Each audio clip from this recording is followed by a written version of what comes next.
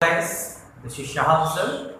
I am teaching Liberal International School, as you know, as a science teacher. Today we will talk about the class 9th biology chapter tissues, the next part.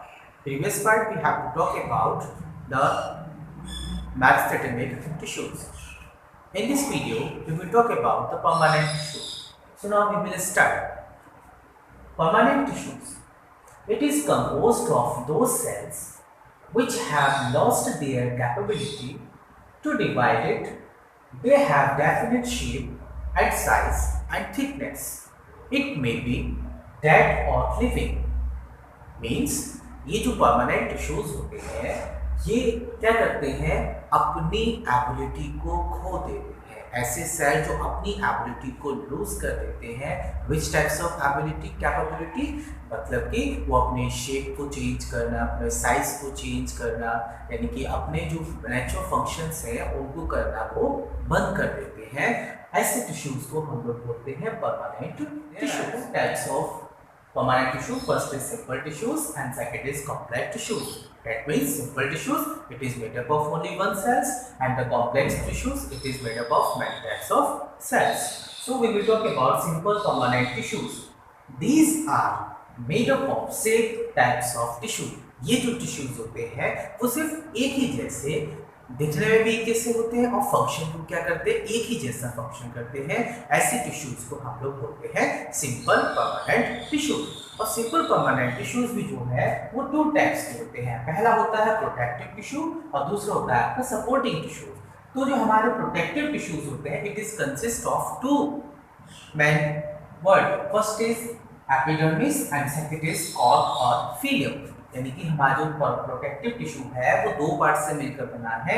पहला epidermis और दूसरा है cork या फिलियम, जिसको हम बोलते हैं पेड़ की छाल. नेक्स्ट पार्ट हम बात करते हैं सपोर्टिंग टिश्यूज. और सपोर्टिंग टिश्यूज हमारे 3 टाइप्स होते हैं, parenchyma, collenchyma and sclerenchyma. Okay, now we will talk about the protective tissues. तो फर्स्ट इज एपिडर्मिस. ये एपिडर्मिस क्या होता है, देखो, it is present outer layer of the plant organs as leaves, flowers, roots, etc. Plants के जितने भी organs होते हैं, लीफ है, फ्लावर है, रूट्स है, उनके आउटर लेयर पर एपिडर्मिक टिश्यूज प्रेजेंट होता है. इसी तरीके से एनिमल के अंदर भी उनके आउटर लेयर के ऊपर एक टिश्यू होता है जिसको हम लोग बोलते हैं एपिथेलियम, जिसके बारे में हम लोग आगे बात करेंगे. तो कहने की बात यह है कि प्रोटेक्टिव टिश्यू जो प्लांट्स के ऑर्गेन्स होते हैं उनके ऊपर होता है, उसका नाम क्या होता है, एपिडर्मिस होता है. और ये जो टिश्यूज होता है ये एक वैक्सी लेयर से कवर्ड होता है. उस वैक्सी लेयर को हम लोग बोलते हैं क्यूटाइल. इसको हम वाटर प्रूफिंग लेयर भी बोलते हैं. इसी लेयर की वजह से जो एक्वाटिक प्लांट्स होते हैं वो अपनी लाइफ को सर्वाइव कर पाते हैं. विदाउट वैक्सी लेयर के वो अपनी लाइफ को स्पेंड नहीं कर सकते. Now we will talk about stomata. एक एग्जांपल दे रहा हूँ. स्टोमेटा कहाँ पे हो और ये एपिडर्मिस सेल्स कहाँ मिलता है. तो many tiny holes are present of the epidermis of leaves. यानी कि लीव्स की जो ऊपर की लेयर होती है, जो एपिडर्मिस लेयर होती है, उसमें बहुत small small tiny holes present होते हैं. उन्हीं टाइनी होल्स को हम लोग क्या बोलते हैं, स्टोमेटा बोलते हैं. These are covered with 2 types of shapes cells, जिसको हम लोग बोलते हैं गार्ड्स. यानी कि जो स्मॉल पोर्स होते हैं उनके चारों को कवर किए हुए होता है 2 सेल्स होते हैं जो चारों तरफ से उनको कवर किए हुए होते हैं, जो उनको प्रोटेक्ट करते हैं. उन सेल्स को हम लोग बोलते हैं गार्ड सेल्स. फंक्शन क्या होता है स्टोमेटा का, बहुत इंपॉर्टेंट क्वेश्चन है. What is the function of the stomata. Stomata allows gaseous exchange during the photosynthesis. जो प्लांट्स होते हैं वो अपना जो खाना बनाते हैं फोटोसिंथेसिस के ड्यूरिंग, तो उसके ड्यूरिंग वो गैसेस को भी एक्सचेंज करते हैं. ऑक्सीजन को आउट करते हैं और कार्बन डाइऑक्साइड को एंटर करते हैं. Second is stomata also help in transpiration. और स्टोमेटा जो है वो हेल्प करता है किसमें, ट्रांसपीरेशन प्रोसेस में. ट्रांसपीरेशन प्रोसेस क्या होती है, एवोपरेशन की प्रोसेस, जस्ट लाइक इट, जिसमें प्लांट जो है वो अपने अंदर से वेस्ट मटेरियल को आउटसाइड या lose of the water molecules करते हैं. ऐसे प्रोसेस को हम ट्रांसपीरेशन बोलते हैं. Okay, now one students, see the diagram of the epidermis and stomata on your screen and learn this diagram very carefully because these types of diagram also become in your class 10th. So now we will talk about the second part of the protective tissue called or phylum. मतलब कि बाहरी layer जिसको हम film को बोलते हैं, छाल बोलते हैं, और कौन के बोलते हैं, पेड़ की छाल. ओके, जो आउटर लेयर हार्ड शेल्स होते हैं. The outer layer of the plant cell it is made up of dead cell. जब जो चीज मर जाती है तो वो हार्ड हो जाती है, थिक हो जाती है. तो प्लांट के आउटर लेयर हम लोग जो ब्लैक या ब्राउन कलर की जो एक लेयर देखते हैं उसको हम लोग बोलते हैं कॉर्क और फिलियम.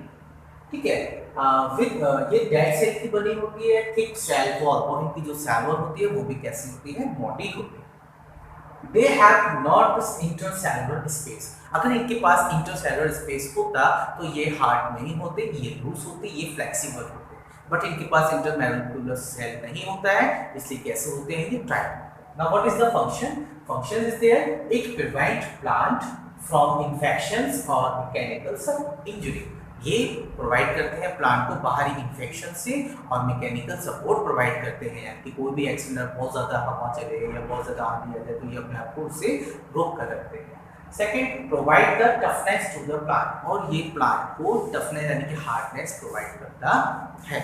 Okay students, so see the diagram of the cork or the phylum on your screen. Okay students, now we will talk about the supporting tissues.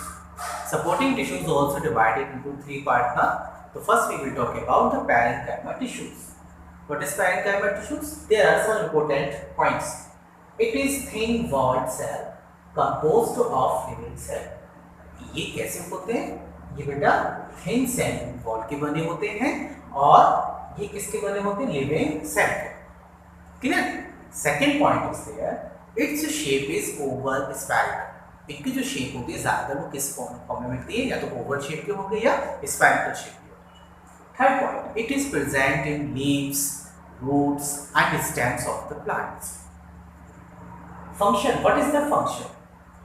Provide the turgidity to cells of the plant. ये plant के cell को turgidity provide करता है.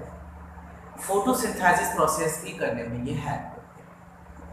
Next है आपका storage foods in large vacuoles. Vacuoles बीच में gap होते हैं, थिन ट्यूब्स होती हैं, उनके बीच में खाने को इकट्ठा करने में ये हेल्प करते हैं. Next point, the buoyancy control in aquatic plants. Buoyancy it is a process जिसकी वजह से ये जो प्लांट्स होते हैं पानी के अंदर आसानी से फ्लोट करते रहते हैं, डूबते नहीं है. ऐसे प्रोसेस को हम बायोन्सी बोलते हैं. ये आप पॉइंट ऑफ फिजिक्स में पढ़ेंगे बायोन्सी. तो ये इसका लास्ट है कि buoyancy control in aquatic plants. So see the diagram on your screen and I will talk about the second types of supporting tissue, parenchyma. It is also consist of living cells. ये भी कैसे बने होते हैं? ये भी living cells के बने हुए होते हैं. इंटरसेलुलर स्पेस आर एब्सेंट, और इनके बीच के जो सेल्स होते हैं उनके बीच में कोई भी गैप नहीं होता है. इलोंगेटेड इन शेप, ये इलोंगेटेड होते हैं, लंबे होते हैं शेप में, लंबे दिखाई देते हैं. It is present in outer region of cortex. ये कहाँ प्रेजेंट होता है? कॉर्टेक्स प्रेजेंट होता है, जहाँ से लीव्स आपके बाहर आना शुरू होती है. उधर पार्ट जो भी होते हैं उनको कॉर्टेक्स होता है. What is the function? It provide mechanical support and elasticity. ये प्लांट्स को मैकेनिकल सपोर्ट देता है, बाहरी इंजरी से बचाता है और उसको इलास्टिसिटी प्रोवाइड करता है. टेंसाइल स्ट्रेंथ विद फ्लेक्सिबिलिटी, और उसको और ज्यादा ताकत देता है और फ्लेक्सिबिलिटी देता है जिससे कि वो ज्यादा तेज हवाओं से झुक जाते हैं लेकिन बीच में से ब्रेकडाउन नहीं होते. We will talk about the last supporting tissue, sclerenchyma. It is made up of dead cells. ये जो स्क्लेरेंकाइमा टिश्यूज होते हैं वो डेड सेल्स के बने होते हैं. Its cell wall are thick and of lignin. इनकी जो सेल वॉल होती है बहुत ज्यादा थिक होती है, मोटी होती है. वो एक सब्सटेंस की बनी होती है, सब्सटेंस का नाम है lignin. They are irregular in shape. इनकी कोई भी शेप फिक्स नहीं होती, ये इरेगुलर शेप के होते हैं. They are found in roots, stem, veins of leaves and hard coating of seeds and nuts. ये कहाँ पे मिलते हैं? ये रूट्स में मिल जाएंगे, स्टेम पे मिल जाएंगे, वेन्स ऑफ लीफ पे मिल जाएंगे. और जो हार्ड कोटिंग, जो ऐसे कुछ फ्रूट्स होते हैं, कुछ ऐसे सीड्स होते हैं जिनकी जो लेयर होती है आउटर वो हार्ड होती है, उनके अंदर ये टिश्यूज आपके प्रेजेंट होते हैं, उस पर ये टिश्यूज प्रेजेंट होते हैं. जैसे कि कोकोनट के बाहर का जो शेल होता है वो हार्ड होता है, तो किसकी वजह से होता है? स्क्लेरेंकाइमा टिश्यू की वजह से. Function, mainly giving mechanical support। इसका जो मेनली फंक्शन होता है वो ये फंक्शन होता है कि प्लांट को मैकेनिकल सपोर्ट प्रोवाइड करे, वो अच्छे से स्टेबल रह सके। Next point, it gives strength, rigidity, fix flexibility and elasticity to the plants body part. तो ये सारे फंक्शंस जो है वो स्कैनिंग के फंक्शंस हैं। आप लोग डायग्राम ऑन द स्क्रीन पर देख रहे होंगे। स्कैनिंग का जितने भी डायग्राम्स इस वीडियो में मैंने आपको दिखाए वो सारे डायग्राम्स आपको लर्न करके रखे हैं, ये आपके लिए बहुत जरूरी है। तो all students, revise the all topics very carefully and learn by heart. We will meet in next video with next topic, animals tissue. Take care, bye bye.